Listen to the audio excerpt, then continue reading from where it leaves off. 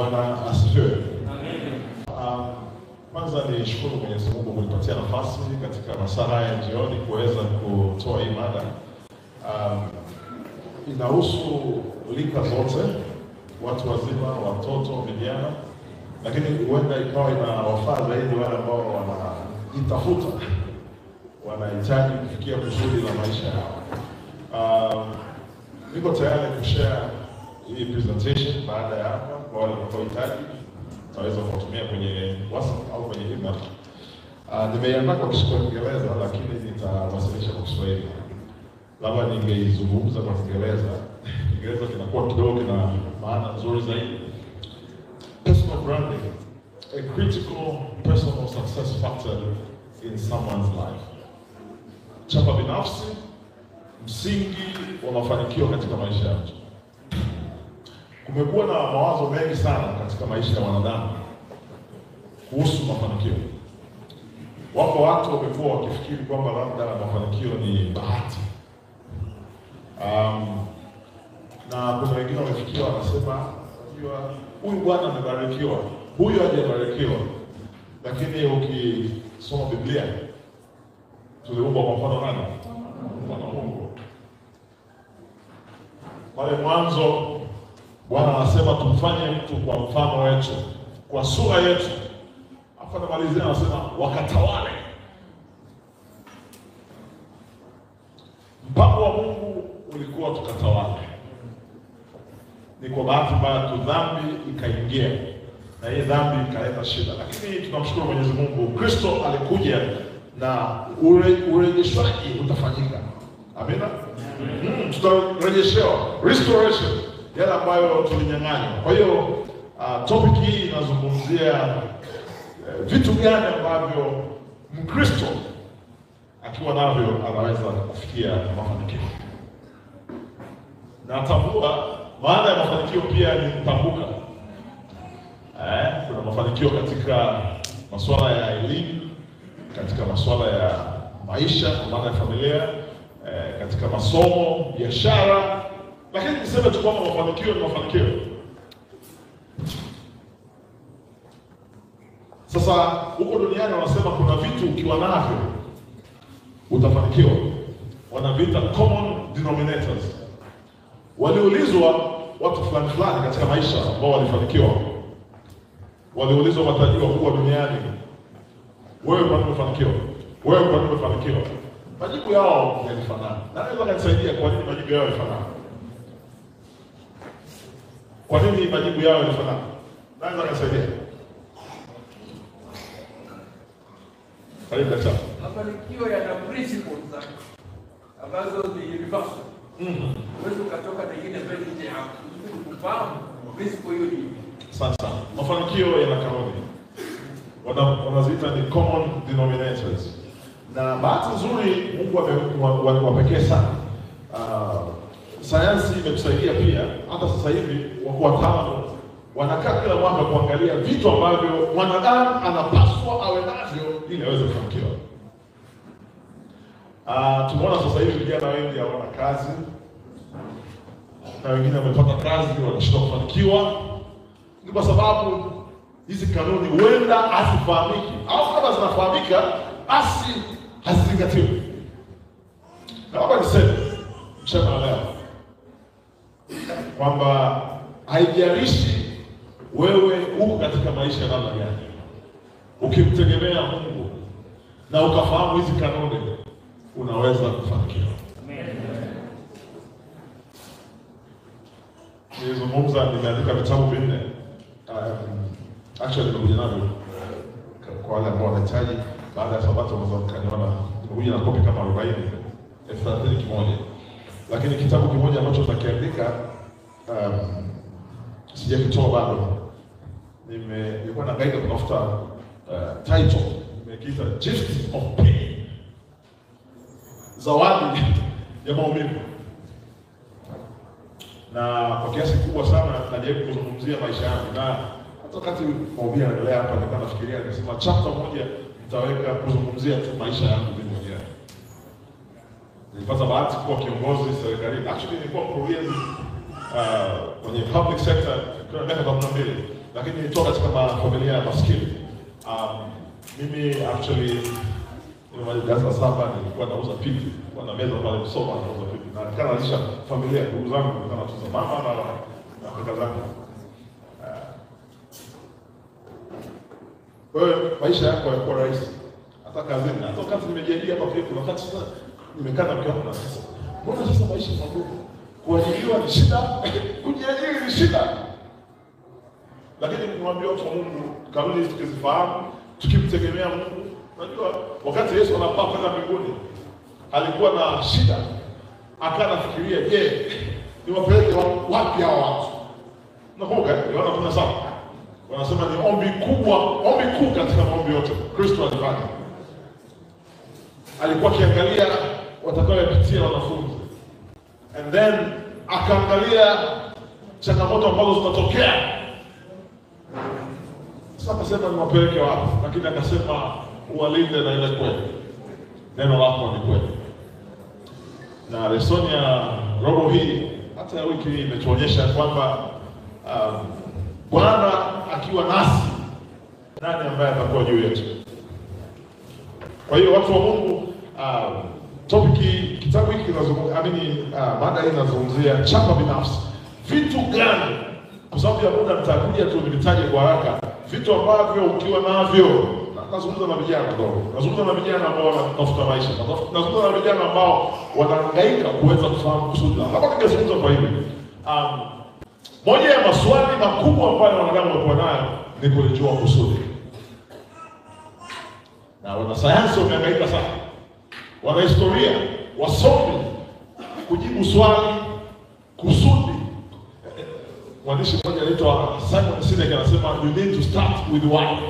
Actually wanasema kila kitu katika dunia hii kinapaswa kuanza na why. Kwa nini?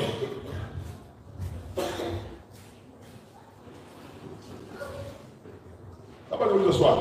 Wangapi wanafahamu kusudi lao katika dunia hii? Naomba wale wanaofahamu, kwa sababu huwezi kufanikiwa mwanadamu makini.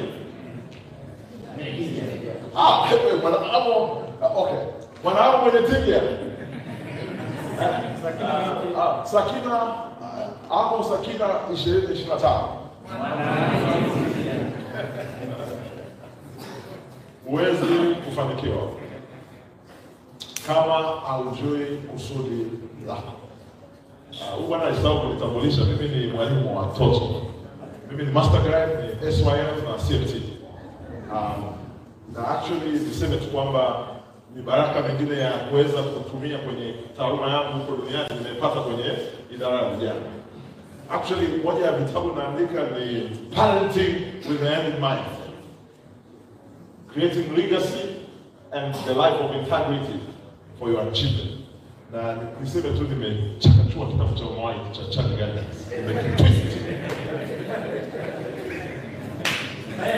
Nimekitwist. Asilimia karibia 40 au 50 nimechukua Charlie Gardner. Wakati nimesoma kitabu cha Charlie Gardner, ile ni encyclopedia ya malezi. Ni encyclopedia ya malezi. Hakuna kitabu katika dunia hii kina nguvu katika malezi kama Charlie Gardner. Of course, unakuja pia education. Watu wanasema White, kuna messages to young people. Mama White ameandika kwa kweli. Sasa labda nirudi kwenye swali lako la msingi. Wangapi wanafahamu kusudi lao katika maisha? Moja,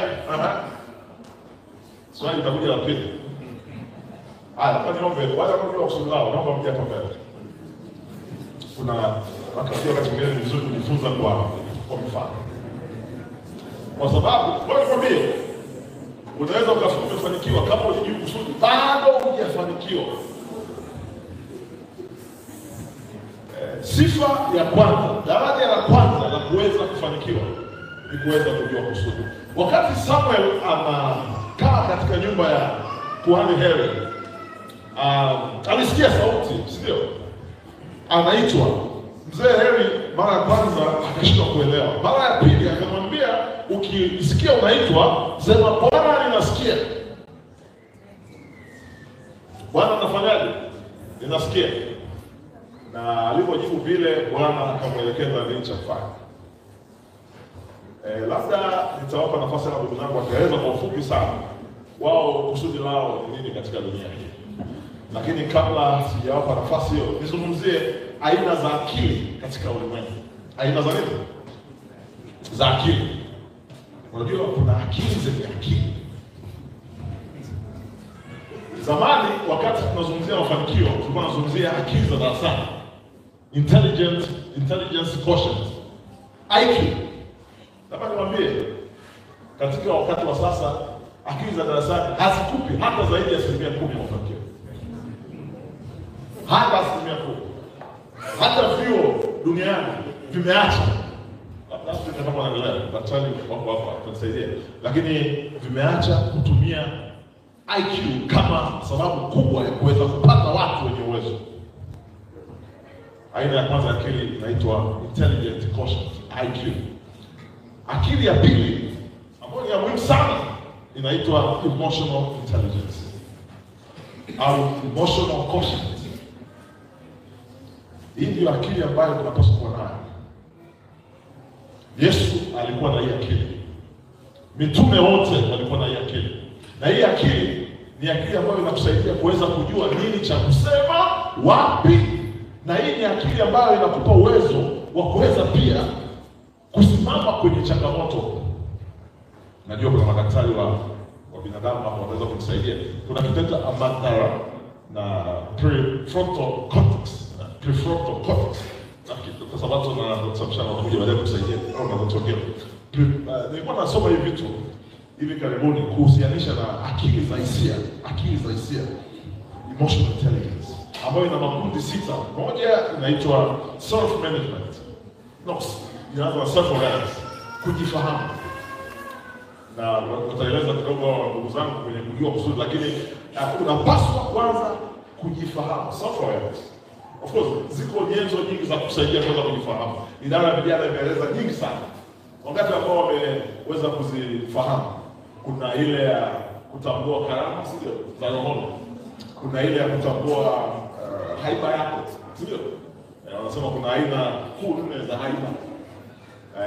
Ni introvert, ni extrovert. Na mshana ile bwana tunamuona kabisa ni extrovert. Wewe unasema hapa alikosea tena kwa daktari. Alikosa kwenda kwenye siasa. Lakini pia huko duniani pia ziko aina mbalimbali za kusaidia pia kuweza kutambua. Mimi nilifanya moja kwa Afrika inaitwa discovery. Yaani unajibu maswali alafu inakuambia wewe ni mtu wa namna gani. Self-awareness. Kuna nyingine inaitwa Johari window. Wakati unafahamu Johari window ina 4 quadrants. Johari window. Watu wa Mungu haupaswi kufahamika na watu wengine zaidi kuliko wewe, unless Mungu na Yesu Kristo na Roho Mtakatifu. Kuna wengine hapa hatujifahamu, afu tunafanya na watu wengine. Very dangerous. Labda kama sijaenda mahali labda niwape nafasi watu wa Mungu wakati siwakaiza sana. Wewe kusudi lako ni nini?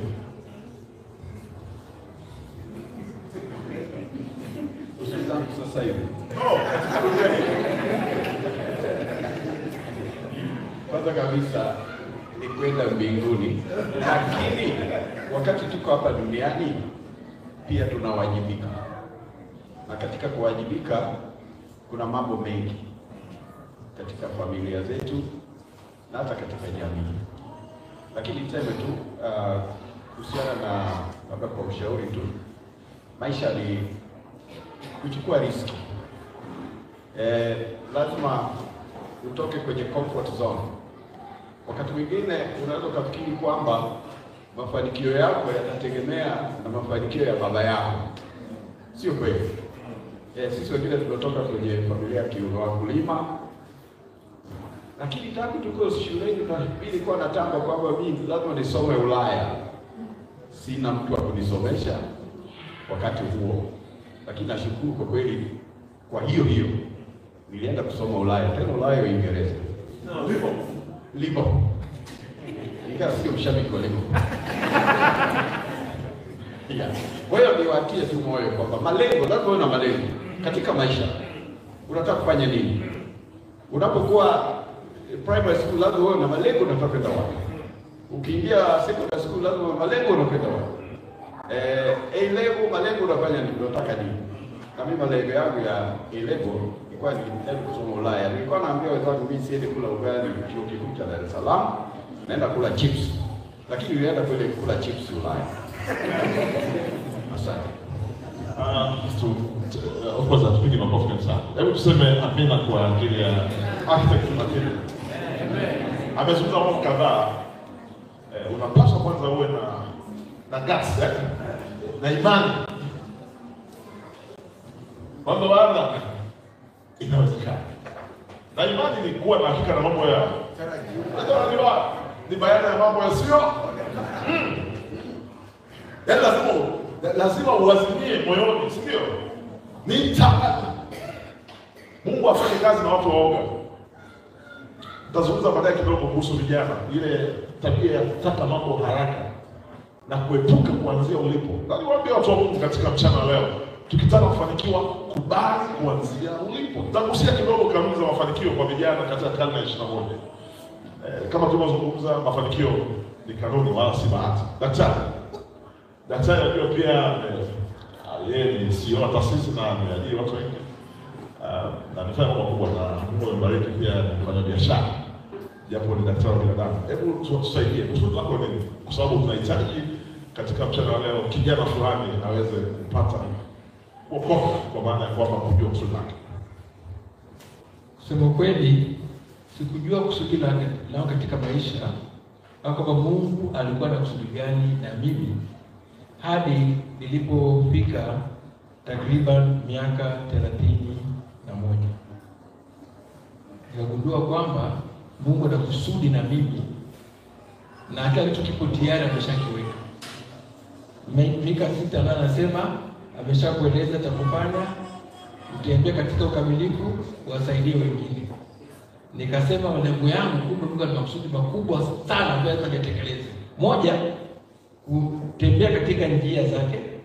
2, kuwa mibaraka kwa wengine. Hizo ndio maisha.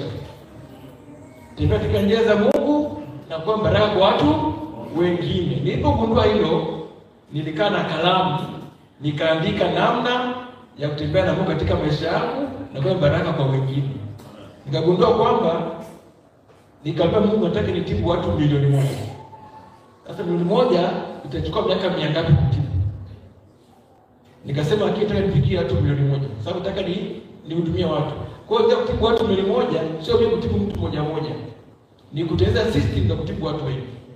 Kwa hiyo nikaachana na kuona wagonjwa, nikasema sitaona mgonjwa tena, nataka nitumie systems. Niko nimekaa chumbani, nikadesign.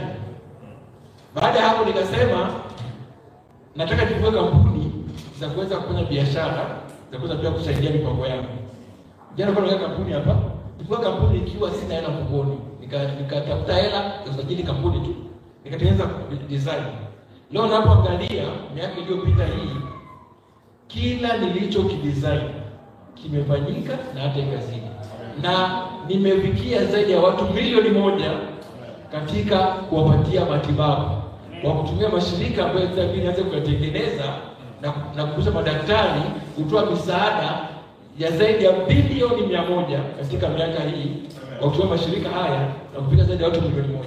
Kwa hiyo tunapotambua kusudi lako, Mungu anafungua njia. Sasa basi dakika moja naona tayari takipa ya information hata sijaanza kutoa mada. Sasa nitatoa tu baadhi ya vitu vichache then nitawapatia ili wasilisho mtaweza kupata mtandao kusoma. Asante. Kwamba purpose ya uwepo wangu ndio kusudi. Kwa kweli kusudi la uwepo wangu sio langu, ni la Muumba. Kwa sababu hata katika kuniumba hakukuwa na bureaucracy kati yangu na Muumba kwamba Boaz nikuumbe, hakukuwa na hiyo bureaucracy. Kwa hiyo kulirejea kusudi la uwepo wangu, ninarejea kwake yeye aliyenikuluku. Na nichukue haya mbili tu hivi kwenye kitabu cha Efeso sura ya kwanza sura ya pili mstari wa 10 inasema hivi, maana tu kazi yake tuliumbwa katika Kristo Yesu tutende matendo mema. Limeelezwa kusudi hapo. We were created in Christ Jesus that we might do good works, good deeds. Hilo jukumu la kwanza nalichukua kwa Mungu, sio langu, ni lake. Yeye aliyeamua kuniumba. Alafu anaendelea anasema hivi, ambayo tokea awali Mungu aliyatengeneza ili tuenende kwa hayo. Kwa hiyo sababu ya uwepo wangu mimi ipo kwa Mungu. Mimi ninaitii. I obey the purpose of my existence which belongs to God. Ya pili ni malizio. Inasema kwenye kitabu cha Mwanzo sura ya kwanza mstari wa 26. Inasema hivi, kisha Mungu akasema, tumfanye mtu kwa mfano wetu, kwa sura yetu, atawale samaki wa baharini, ndege wa angani, wanyama wa kufugwa dunia yote na viumbe vyote vitambaavyo. Hilo nalo ni kusudi, niwe wakili wa kazi ya mikono ya Mungu. Alafu sura ya Mungu ndani yake ina wajibu, ina haki. Hakuna haki bila wajibu. Mimi nikiambiwa nimekuumba wewe kwa sura yangu, lazima nilifanye Mungu anafanya nini? Ana create, I must create. Kama anaongea, anafundisha, I must talk, I must teach. He is preaching, I have to do so. Kama anaomba na mimi aniwekea hiyo jukumu. Kwa hiyo majukumu yangu ninayapata kwa Mungu. Hapo anasema kwa mfano wake. Kwenye mfano wenyewe kuna haki na kuna wajibu. Mwezeshaji ameniambia nimalize. Bwana wabariki. Actually wamezungumza vizuri. Kusudi kuu la sisi wanadamu kuwepo katika dunia hii ni kufanya mapenzi ya Mungu. Ukisoma Ufunuo, Yesu anapokuja anakuja na Mungu. Wale ambao tumekuwa huko mashambani tunafahamu Mungu. Bwana anasema alikuwa mfugaji. Tabidi nizungumze zaidi, nifunze zaidi. Maana mimi nilikuwa na mjomba wa Gerald, yeye anasema yuko chale. Tabidi niende kufuatilia kujua.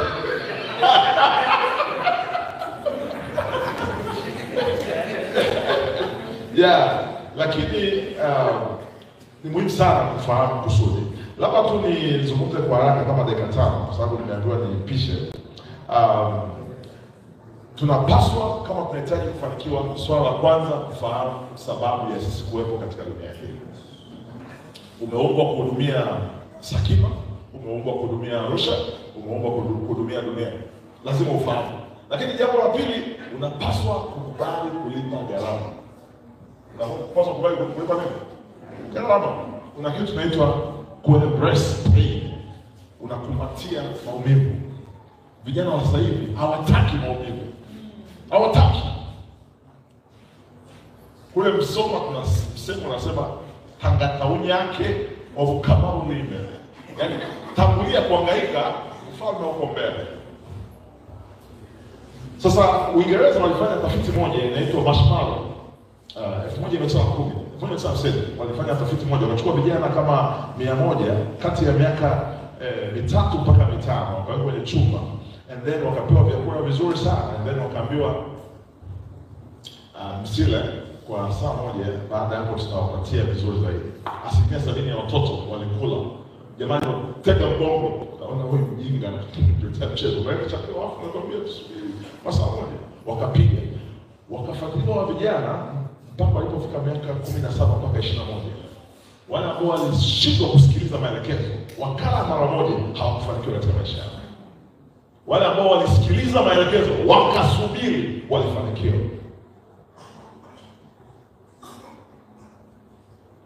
Na moja ya tunu au tabia ambazo tunapaswa kuwa nazo katika karne ya 21, hata ambao tabia ambao watakuwa nao watakatifu, hasa wale 144,000, lazima tujenge uwezo kukabiliana na mambo.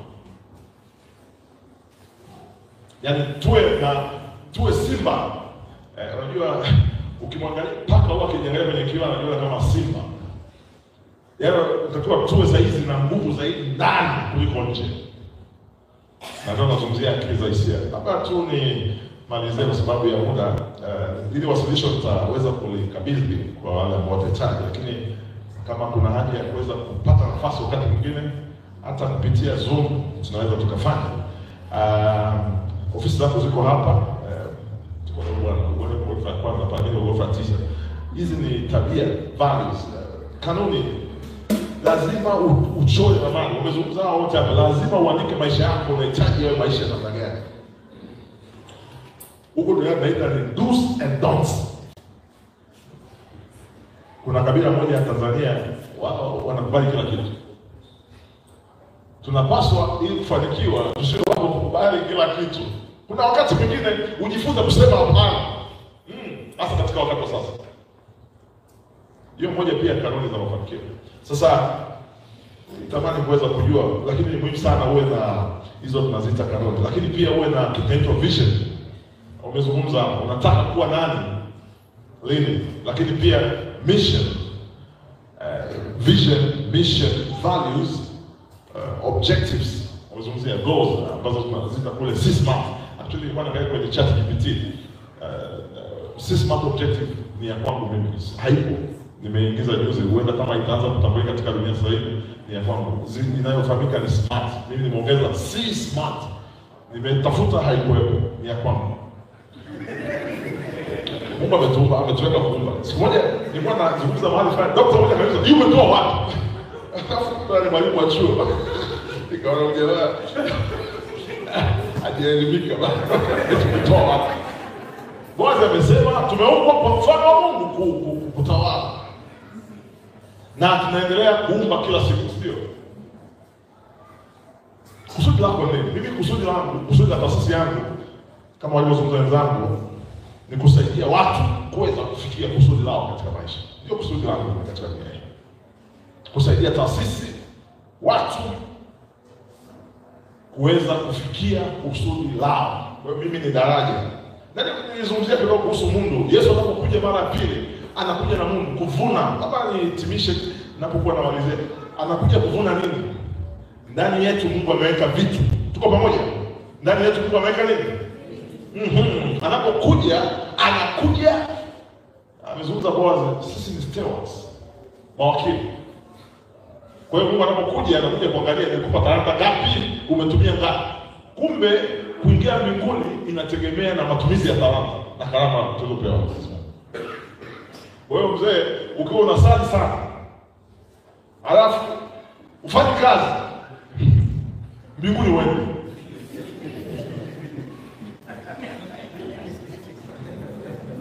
Jamani mtu hapo Mbingu hazitapokea watu wanaosali na wafanye kazi. Na ndio maana ukisoma lesoni ya wiki iliyoisha hii, waliokuwa wanavuka bahari ya Shamu, Mungu aliwaambia waje wafanye camping, si ndio? Warudi. Unajua Mungu akamwambia anatega, akawatega Wamisri, akawarudisha jamaa nyuma. Unajua wakati mwingine Mungu anaruhusu watu wachanganyikiwe kidogo. Waliporudi pale,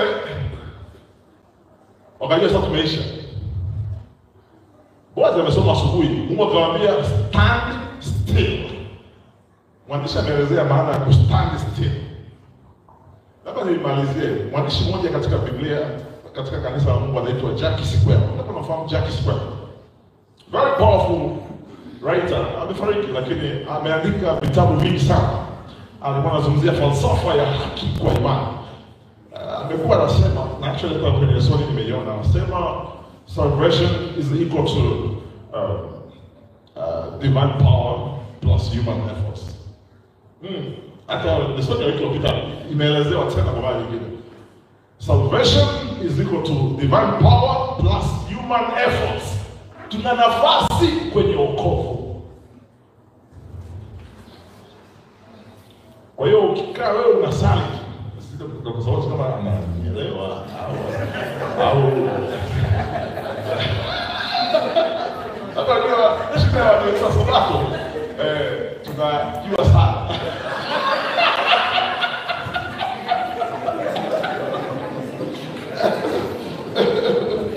Labda ngoja nihitimishe tu jamani.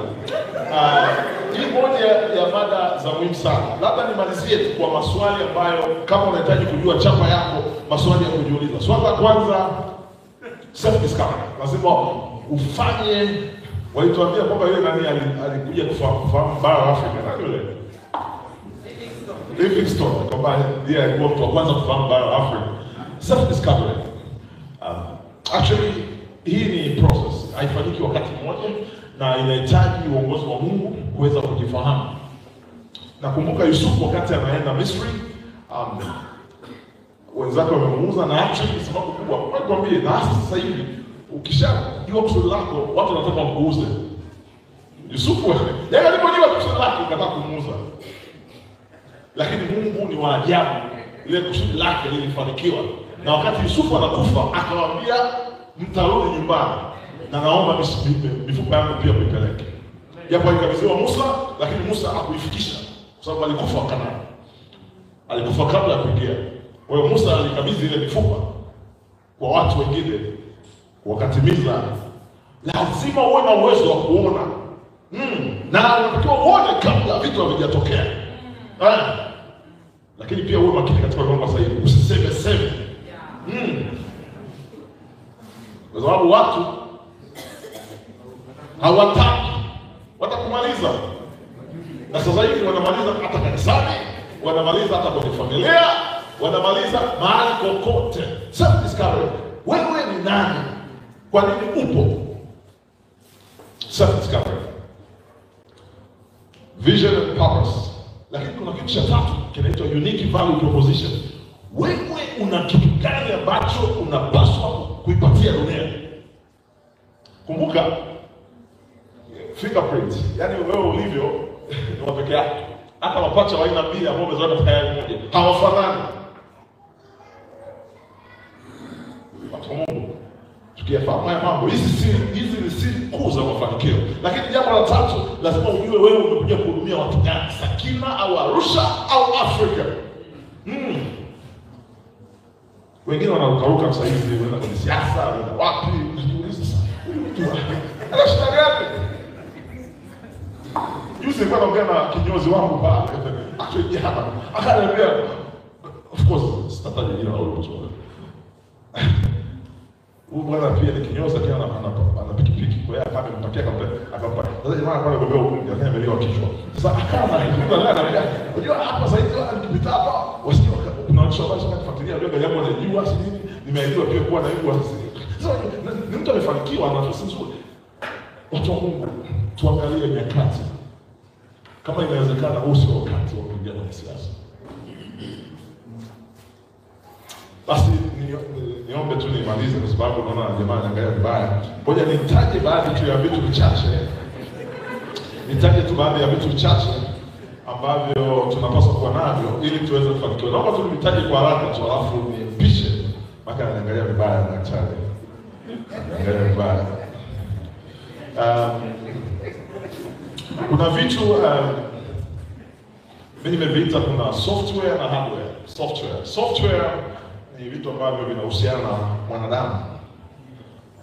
Vitu kama tabia. Labda actually naandika sana saa hizi. Na zaidi sana vitabu vingi ninavyoandika vinajikita katika maisha ya kuhusu masuala ya malezi, utambuzi. Na naandika zaidi katika eneo hilo. Na nimekuja kufahamu kwamba tabia inachukua zaidi ya 60 ya mafanikio ya mtu. Tabia. Na wale ambao tunazaa ni muhimu kupata nafasi na watoto kuwalea. Na ni muhimu sana kuangalia wale ambao tumewapatia nafasi ya kusaidia kulea. Watoto wanajifunza zaidi kwa kuona, sio kwa kusikia. Na kawaida watoto wanapaswa kuwa zaidi ya mara moja ya wazazi. Kwa maana wanapaswa kuwa bora zaidi kuliko wazazi. Lakini kuna gharama kubwa sana. Of course, sayansi nasema baadhi tabia kuna wengine wanarithi, lakini ukisoma vizuri inaonyesha ya kwamba kuna kitu kinaitwa fate na destiny. Nimeonyesha hapa. Hakuna mtu aliyeandikiwa kuwa alivyo. Yeyote anaweza kuwa sawa, kuwa bora. lakini lazima ukubali kulipa gharama. Kuna wengine gharama yao itakuwa kubwa, wengine itakuwa kiasi kulingana na mazingira ambayo wamekulia. Nilitaka kuzungumzia hiyo kuhusu sayansi amygdala na prefrontal cortex, kwamba kumbe sisi tuko wired kama unaofanya wiring ya nyumba. Hata wanadamu pia tumefanywa wiring. Malezi ndio yanafanya wiring. Na wanasema Biblia inaposema mlee mtoto katika njia ipasavyo hata iacha atakapokuwa mzee, inazungumzia umri kati ya 0 mpaka 17 au 21. Ukisoma Biblia inasema uweze kumbadilisha chui sio madoadoa. Kumbe bwana, foundation ya mafanikio katika sekta zote katika dunia hii na hata katika ulimwengu unaokuja ni malezi. Malezi. Kuna wengine wataweza kufanikiwa lakini kwa shida, kwa sababu huku chini hawapata proper foundation. Na ndio maana kuna watu wengine wanashikwa na hasira kwenye vitu ambavyo hata havina sababu. Ukimgusa piga ameshalipa. Lakini kuna wengine hiyo ndio wanazungumzia self management au self regulation au self control. Yaani mzee mpaka umtoe kwenye mstari nikaa. Hapa sasa hivi ukisikia tu hata kama kitu kama bomu kimepigwa hapo, kuna wengine hapo watazimia. Afu na wengine wataangalia tumetokea nini. Haya yote yanategemea namna tulivyoandaliwa tangu kushiriki. Labda tunapohitimisha watu wa Mungu niseme tunapaswa kuwa na muda na Mungu, tunapaswa kuwa na muda na sisi wenyewe. Bwana atubariki. Asante.